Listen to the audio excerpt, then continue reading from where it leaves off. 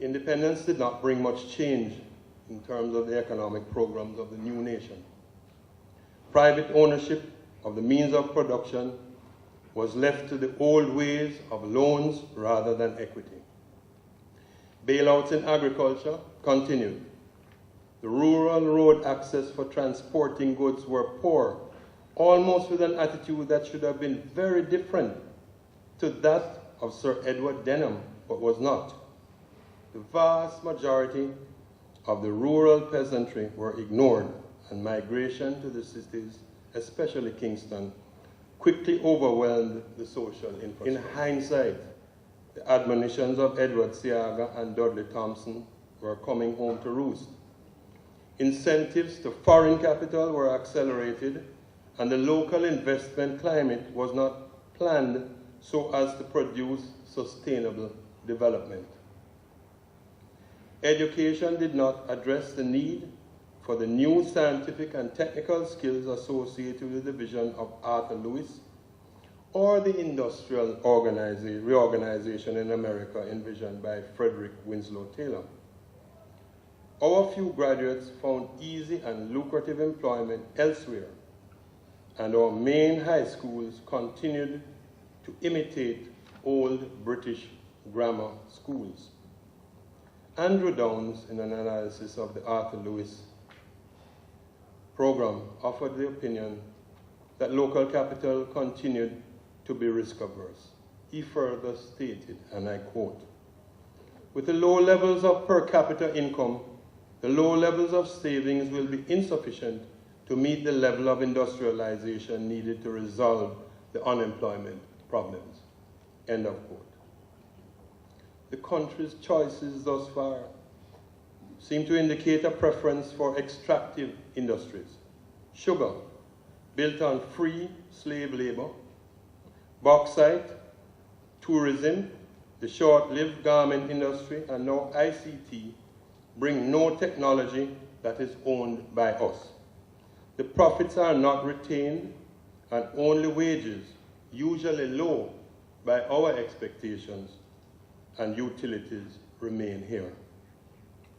In contrast, the company model tries to do the reverse, and I'll indicate in two diagrams. I have depicted these in a way that will remind us all of the triangular slave trade that brought most of our ancestors here under duress.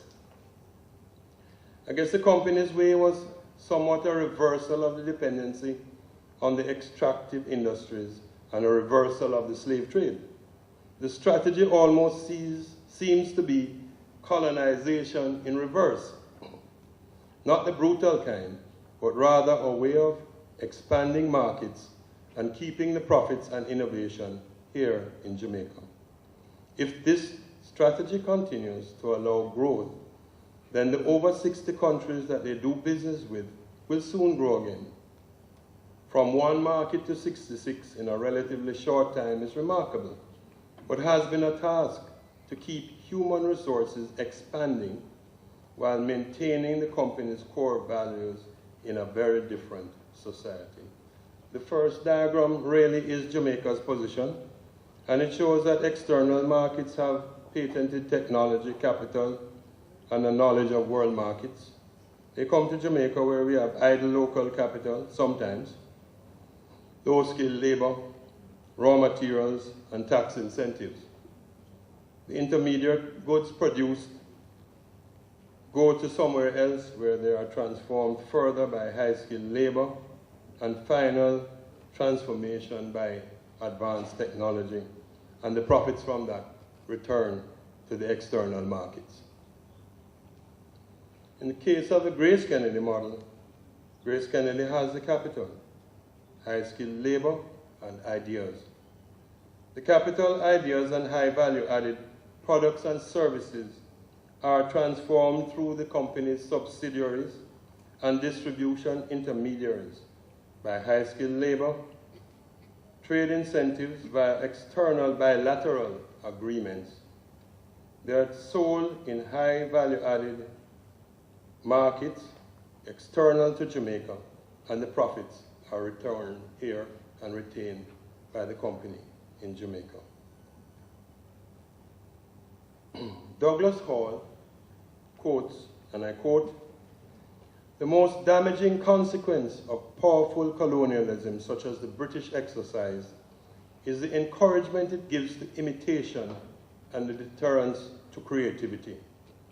Authority lies in the metropolis. Colonial action is subject to that authority. And since the metropolis is most likely to approve attitudes and institutions which are similar to, or at least not incompatible with its own, colonial breeds a tendency to imitation rather than creativity." End of quotation. The company stuck mainly to core businesses that did not require heavy long-term asset commitment. The industries followed the pattern of supplying the food markets and certain areas of the financial services. The reasonably quick cash flows helped the company to weather the many changes that were characteristic of the 1970s and 1980s. Buzz phrase was "cash is king," and Ralph Diaz's succinct statement that "profit is an opinion, but cash is a fact" was never more important at the time. The ever-expanding services and products were designed to fulfill needs that were not yet met, and our consumers were kings. This decision regarding careful cash management afforded the company genuine flexibility in the turbulent 2 decades. And while other companies folded, GraceKennedy continued its strategy for gaining market share at home and overseas, helped by the loyal support of our Jamaican and Caribbean diaspora. The benefits of the Bustamante-Kennedy alliance previously mentioned and the foresight of the Matalon family allowed port facilities to move into the modern era of container handling and transshipment. It must represent one of the best public-private investment projects in the history of independent Jamaica. On the other hand, tourism replicated the extractive downsides as ownership and incentives favored foreign entities and imports, thereby bringing little improvement for local suppliers of local foods, furniture, and other capital goods. The delivery of promises intermittently enticed many to get near the promised windfalls without the commensurate living infrastructure. This encouraged the rapid development of poverty, poor living conditions, and eventually social tensions that soon descended to tribalism and gang violence. The Cold War and the need to choose sides did not put the country in line for any real developmental assistance. Bustamante announced his allegiance to the West in 1962. Michael Manley seemingly turned somewhat left and in the face of serious opposition turned to non-alignment. The accompanying turbulent conditions stimulated another round of skills migration, mainly to North America. The GraceKennedy strategy of expanding and protecting island-wide expansion of goods resulted in an urgent need to fill the vacuum created by migration by opening cash and carry wholesale operations in Kingston, St. Anne's Bay, Montego Bay, Frome, and Mandeville. At the end of the crisis, these were sold to staff members who remain loyal customers. It is worthwhile to note that during this difficult period, the company did not resort to layoffs. And this strategy allowed for the retention of experienced employees who might otherwise have migrated.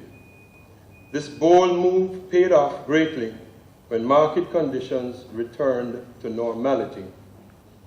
With the assistance of the private sector leadership, Edward Seaga embraced Ronald Reagan, and Jamaica was rewarded with the Caribbean Basin Initiative a one-way free trade agreement. The country failed to make this into a meaningful export growth market due to the lack of preparedness of manufacturers and low productivity in general, and poor government inspection and regulation. The failure of smaller family firms to find ways to meaningfully integrate strained capital, increased borrowing, and stretch the available skilled managerial and labor pool beyond acceptable limits.